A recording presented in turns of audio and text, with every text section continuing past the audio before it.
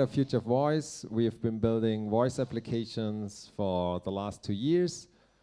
We have the Amazon Echo in Germany since November 2016. We have Google Home since mid-2017. So in Germany, there's probably more demand based on that. And we are helping customers, companies to find the right use cases and then develop with them voice applications for these digital assistants that put a smile on the customer's face. And there was a lot of input in the last 2 days about what you can do and what's technical possible and about different use cases with focus on games, and we heard so many things. And today in the morning we had this very, very interesting design sprint with Google. We're just focusing on users as well, and then how to design the conversation. And I want to go a step back and go to the beginning of this whole user journey that we have now with this channel, and what is the motivation to find the right use case. And we had the experience with customers that we went into their offices and they were sitting at the table and they had an Echo and they were playing with it, and they said, hey, we know exactly what the customer needs. We are an insurance company, and so we sell insurance, and so we need a skill where we can sell insurance. And so we asked them all the questions, because on our website we do the same, and then the customer gives us all the information, then we can sell the insurance. And we need an FAQ, because on our website we have an FAQ, and so that's exactly what we need.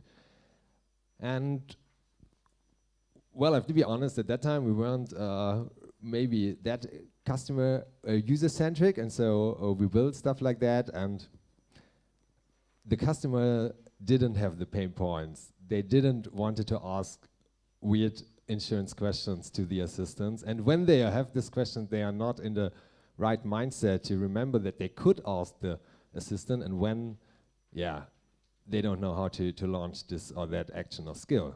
And so there we are, and I want to give you a little bit the framework we are using in a longer workshop. Most of the time it's half day to a day, and now we have, I think, 28 minutes left.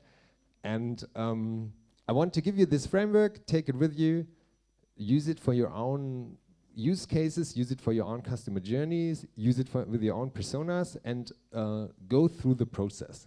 And the process will, I hope, will change your perspective. Because most of the time we are thinking we know what the customers want. We are always very fast in being in the solution space and saying, hey, this solution is good and this solution is good. Actually, I didn't see who it was, but somebody said after David's presentation, oh, now I have 15 skills in my mind that I want to ship out there. And this is, I love the spirit, but are these 15 skills really good use cases? And do we really solve customer problems? And that's what I want to share with you, how we try to get to the bottom of this. We use design thinking. I don't know if it's in France as popular as in Germany in the moment, and the methodology is very interesting. Can I ask who has experience with design thinking? So all the Germans and half of the other people are interesting. Yeah, very short, it's a human-centered approach. And what we have is always this phase where we come in, where we start at a point, and then we go out, we allow everything. We get out all the ideas we have, and we don't say, no, that is not true. We don't say, hey, I don't know if the customer will like that. We just put all the ideas we have out, and then we converge again, and we find that one problem we want to get into, the one problem we want to solve. And from there, we go out again, and we go into the solution space, and we propose a lot of solutions that could help. And when we have a lot of solutions, then we have to build one prototype we can test with the customer. And we do this, and from there, we hopefully get a result when we test this with the customer.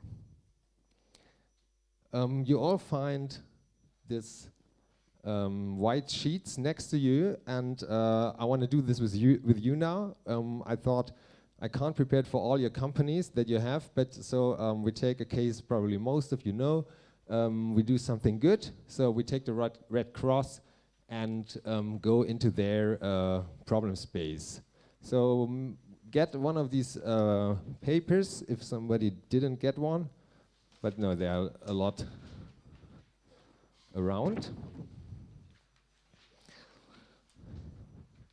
So what would you normally do? You would start here, and you would put your personas there that you have in your company and the personas you know. In our case, we prepared 3 personas for you, Emilia, Paul, and Birgit.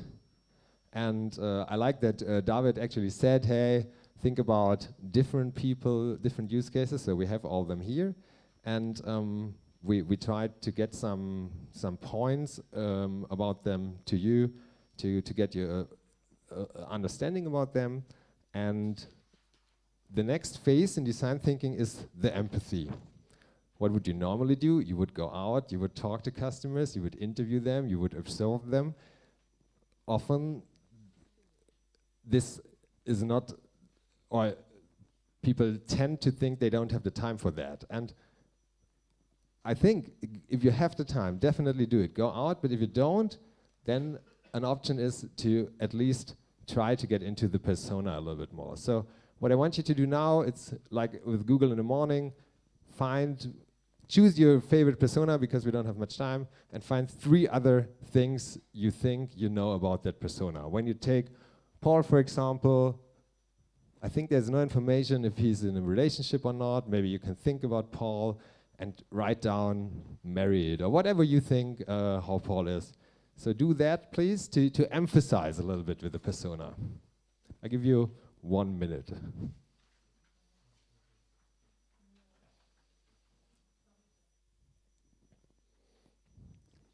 That's probably the shortest empathy phase ever then in design thinking.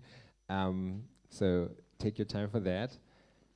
And what you do next, or what we propose, it's a good step to do next, is like find your customer journey. Find the touch points you have with the customer journey, because you will not, in the first action or skill you're building, you will not have all these touch points addressed. You will not have this one skill that solves everything, that the user can ask every question you're thinking about. It will be different use cases, and it will be different touch points. And this is an example, very, very simple customer journey. Our personas having, they want to get information about organizations they can donate to. Then they choose one organization. There's a typo, so they choose it, not chose it. Then they donate. And after that, they want some update about the project they were donating to, because they want to know what happened to their money and stuff like that. And now we are totally in the problem space. And that is something, try to do that now. Get your whole voice ideas out of your head. That's really hard today after 2 days of input about voice. But think about what kind of problems really exist for this persona in this kind of the customer journey. Like, for example, Paul, he feels distance from the results. He doesn't get the information. He feels like, oh, I got my money out there, but now I'm not having, I have no idea what's happening. And so try to really write down a few problems that the people have, and don't try to be in the solution space. Don't think, he has this problem and this can be solved with the voice assistant that way, because it limits your thinking when you do that. And when you just stay with the problems, you find out the real problems the user has. So another 3 to 4 minutes to find some problems in the customer journey for your persona when you want to donate to an organization. You can talk to your neighbors, you can walk around if it helps you, whatever's good for you.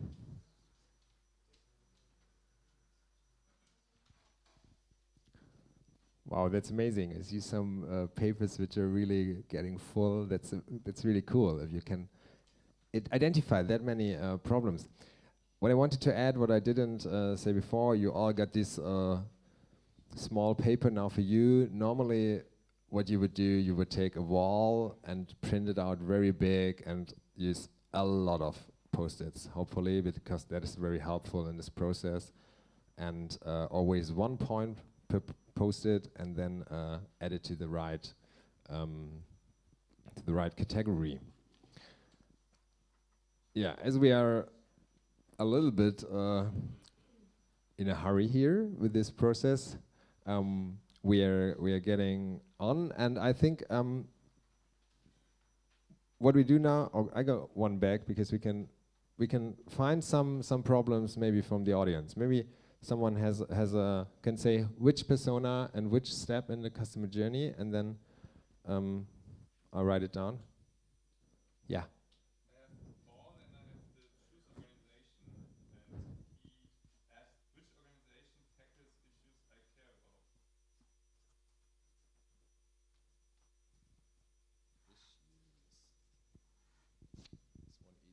Really nice, I like that. Another one? We had Amelia, and we said that she's quite sheltered. So she's intimidated by the subject matter that the Red Cross deals with, and she doesn't even know how to search for it or think about it because wars and famine and natural crises have been kept from her by her parents.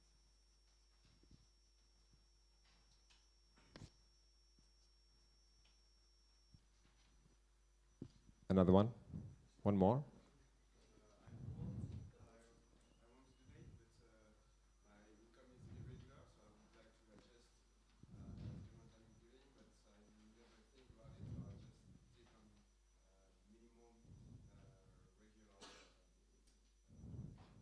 Okay, so your wage is like not, did I understand correctly that your wage depends on the income, and so it's hard for you to say how much you can donate or something? Yeah, okay. Like you see a lot of things coming up after 3 minutes even, and then what we do next is like, that didn't work. So, and then we try to prioritize the problems and try to figure out, okay, which is the problem I wanna deal with now. And normally what I suggest is in a group, you get everyone these small points you can put on problems, and then you see how this works out when you give people time and you say, okay, you get maybe 3 of them and you choose your top 3 problems, and then you get a prioritized list. And you can do that for you now. Maybe you just chose 1 or 2. And with this, we are going very fast in the solution space. Maybe I take half of them on the other side. Just give them around.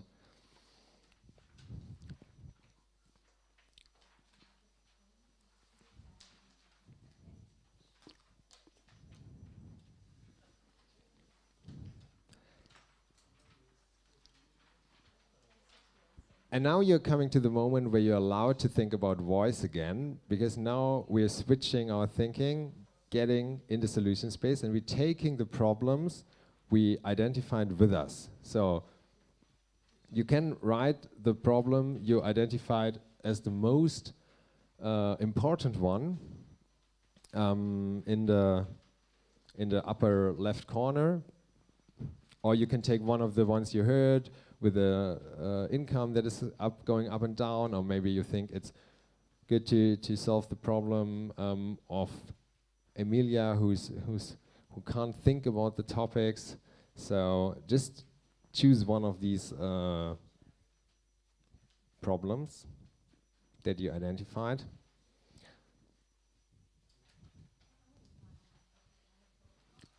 When you do this in a workshop kind of way, often you have clusters. You will see that a lot of people identify more or less similar topics, so it could make sense to cluster the problems first and to figure out which ones belong together, and then do the prioritization more for a cluster and not for the one problem that one person wrote on a post-it.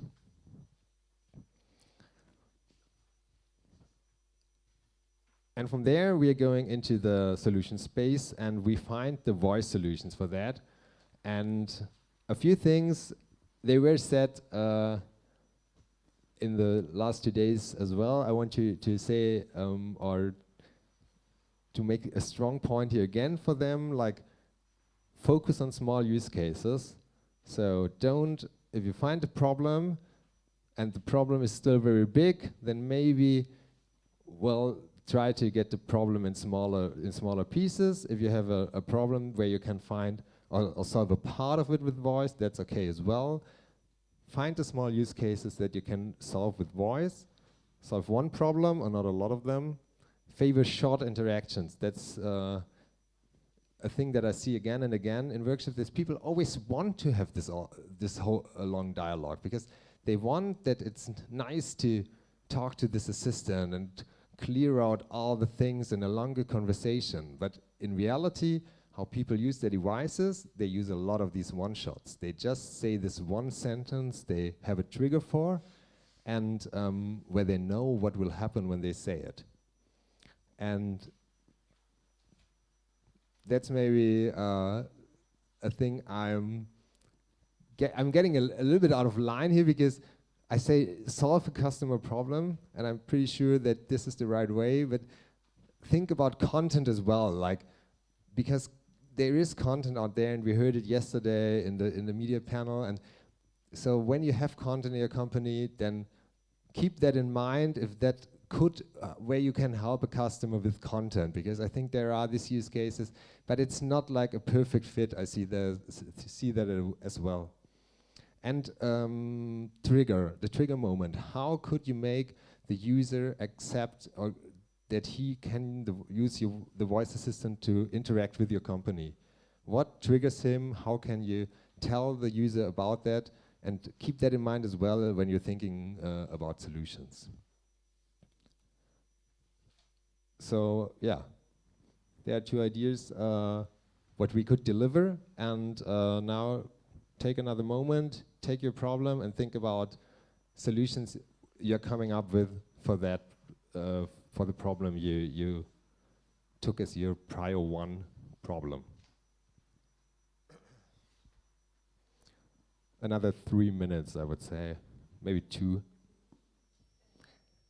As I'm a big fan of the problem space, and we didn't have so much time in the problem space, so I think we probably didn't identify all of the main problems, and so I think we shouldn't now invest too much time in the solution space. I just wanted to give you here the idea that you probably found problems you didn't think of when you were stuck in the solution space, and so you found problems that are worth solving, and then you have to think about how can I do that with voice.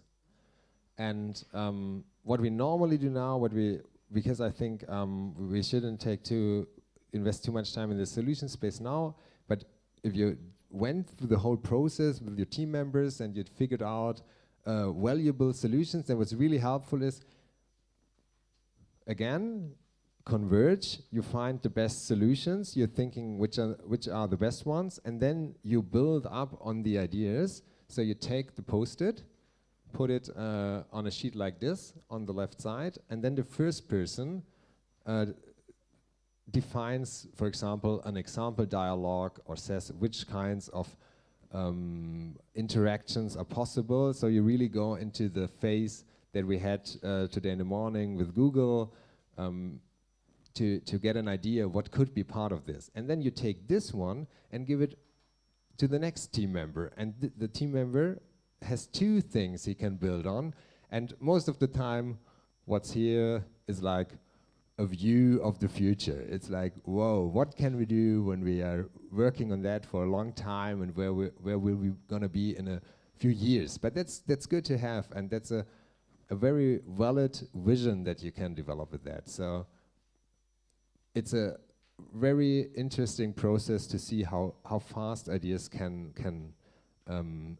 evolve forward. And then what you do is you present them one by one, and just in the big group, every idea. So it's then as many ideas as there are members in the groups you're doing this with. And then there's the very, very fun part. I love this part. It's amazing. And I think today we don't have enough time to do it, and I didn't bring the stickers, but you get a lot of stickers then, and then you give awards away. And we identified these. I don't say you have to use these ones, but you can maybe find ones for your company as well, which are better for your way of thinking about things, but really, really helpful things. For example, the retention awards, they say, hey, when we build this, we are sure the user's coming back. Or the It Struck Me award, where we say, hey, I didn't think about that, but that's the way we have to do it. When we do that first, it's gonna be amazing. And leverage voice, something, hey, this is especially good for the channel voice, and we really, when we use that one, we are here on the right way and on the right mission. Yeah, and then after that, no problem, no problem. When we have these awards, then we start an open discussion about what to implement and what's the strategy, what are the ideas. If it's more a marketing topic, then you're probably good when you focus on the PR hit, when you say, hey, maybe we find a case with the revenue, then, and we want to make revenue, then we can implement that one, and then the next steps of the process begin. So let me wrap that up. I hope you changed your perspective a little bit. You saw the good things about the problem space, that the problem space is the place where you should start, and not in the solution space where we all love to be because it's so nice there and we can have so many cool ideas. And I always suggest, do real user research. Don't do that what we suggest here. Go out, observe your customers.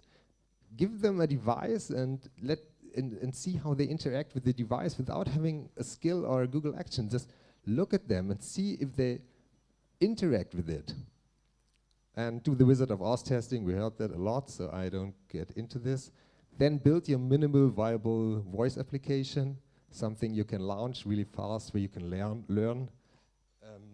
And then do that. Build, test, learn, and repeat the whole thing. Any questions? And enjoy a weekend after that.